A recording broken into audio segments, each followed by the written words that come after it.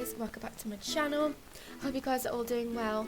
Today I'm going to be showing you guys how you can actually install mods and CC into your game really simply. It's not overly complicated. Hopefully I'll make it easy to follow. And first, before we start the video as well, I'm just going to apologise for the quality of my microphone. I recently broke my microphone, so I'm having to use a headset instead. I hope it doesn't distract from the video, but yeah, I'm going to get straight into it and I'll show you guys how to install both things into your game. This is a highly requested video from you guys, so I hope you find it useful. So the first thing you're going to want to do is just check and find your Sims 4 mods folder. So this is what a lot of people struggle with, is finding where it is. So I've already got it up here, but it's in my documents and you can see the root for it here. So you need to find your electronic arts folder, and then you can find your Sims 4 folder. So this is the Sims 4 folder here, and we have all these files here. So this is your saves, for example. It should already start with this. This is your mods folder. So if I click on this, it's going to show you what CC is in my game currently. Not too many things. So this is my CC. Not organised either. So all you gotta do is paste in here basically, and it should work fine. So another thing that you're gonna need to actually install the mods is gonna be WinRAR. So if you want to go on to your browser and just search for WinRAR download, and just find the download here, for example, and this is going to allow you to sort of extract zip folders, and that's going to be very good for certain bundles of CC as well as certain mods as well. So we're going to download this, so just click there, and this should download WinRAR, and you should see it come up when it is downloading. So there you go, so it's downloading there as an exe file. So if we click to open it, it's going to come up with this, and it's going to say yes, you can allow it to make changes to the device, and then just install it to this program files. Now I already have it installed, so it should just work fine now. So if I bring it up here, we can actually see, for example here, it will show like the files in my game, like in my computer. And this is just going to allow you to extract them, so I'm going to show you how to use that now. I'm going to show you how to install a mod first. So I'm just going to show you with Kawaii Stacey's education system mod. If you guys want to check that out, like it's here, but this is just for schools and stuff for The Sims. So all you're going to want to do is just click on the download. There should be a download for most mods available through something like Sims File Share, which is very safe to use, and also the on Patreon as well, which is also safe to use. Some mods will actually include ad flies, so just be very careful of what you're downloading. I don't want people to break their computers for doing this, so just make sure you're very careful with what you download and where you download it from. So I'm just going to click download on here. This is Sims File Share, and it's just going to install as a zip file here. So now if I go to downloads, I can just extract this with WinRAR. So if I open it with WinRAR, that will show you all of the packages that are inside the zip. So we've got like the homework package, the interactions and learning package, the preschool and the online schooling. So if you only wanted like a certain part of the package, you can just take one of these file folders out of there. But if I want all of it, I'm just going to extract files and just click OK. So there it is, and then what I'm going to want to do is just cut and paste that into my Sims 4 mods folder. So if I make a new folder within this folder called like mods or something, so you guys can just see, because this is all CC. So if I make like another folder called mods and paste it here, it's there, and that is ready to go. That should work completely fine now. All you've got to do is put it into the mods folder. What I try to avoid is having loads and loads of subfolders, especially for mods. This is just because the deeper down it is, the less likely it is to work. Some mods will say please don't place more than 3 folders into the mods folder, like three subfolders down. I know some people like to really organise things, but it can actually mess the mods up as well. So make sure you only use like one subfolder for the mods, or you use like no subfolders like I do, just to make sure they all work.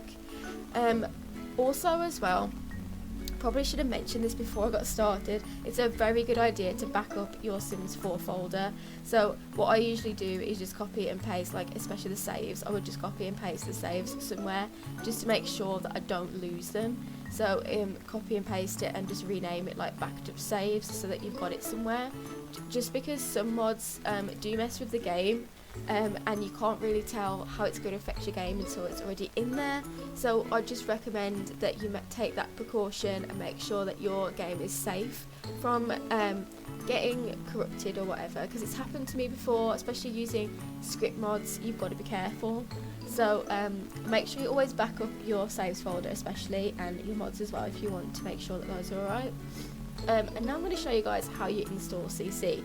So that was a very simple mod we just installed. And now we're going to go and we're going to find some CC off Tumblr, which is my favourite place to find CC for The Sims 4, by the way.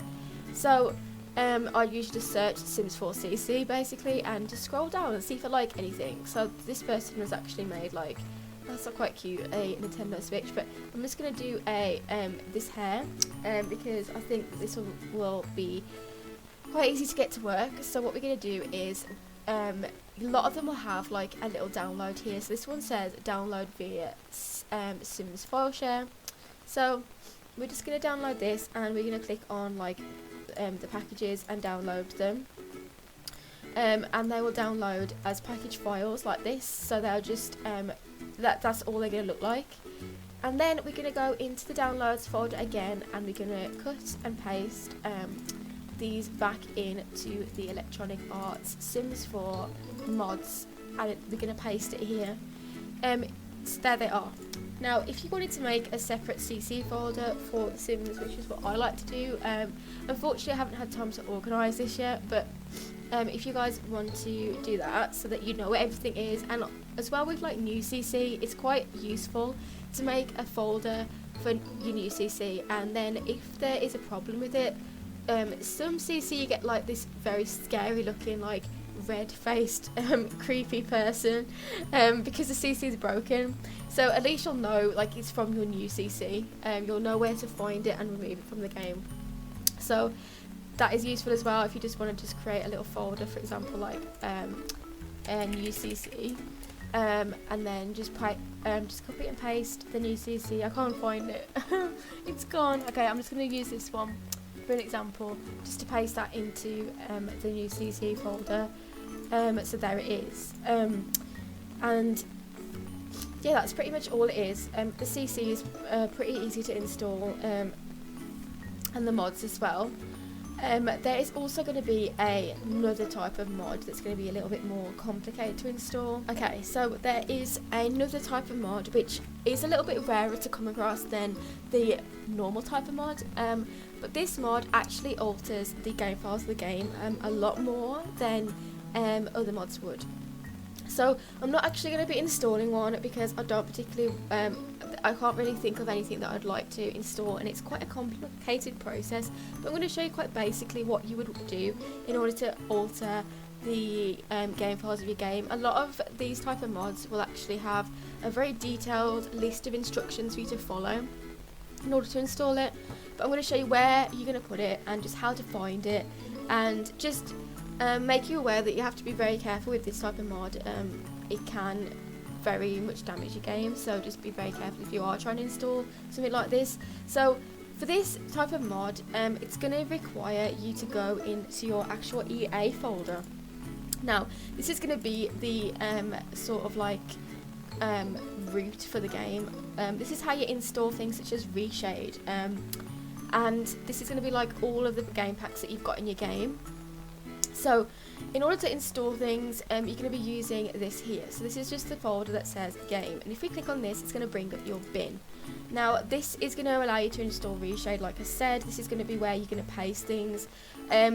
Depending very much on what the mod is, this is what you're going to be using. A lot of mods will have more detail, but I just wanted to basically show you where you can find the kind of like expanded game files of your game.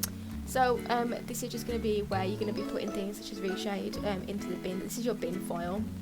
You'll hear people refer to that as well. And this is just going to allow sort of like more editing, like I said. So yeah, that is pretty much it. If you're not looking to install mods like that, then ignore that. That is just to show you guys where that folder is located. I hope this video helped some of you guys install some new mods, and what I'm going to do is very quickly show you guys in game what you need to do to make sure that the mods actually work as well. Okay, so when you open up The Sims, this is what you're going to see. You're going to have your normal screen, but I like to have this shown at the start to know that these have actually been recognised by my game. This is going to give you a list of custom content and also the script mods that are in your game. So here you can see like we've got some mods here. And yeah, this is pretty much just going to show you what's in it. So we just click OK, and that should be good to go.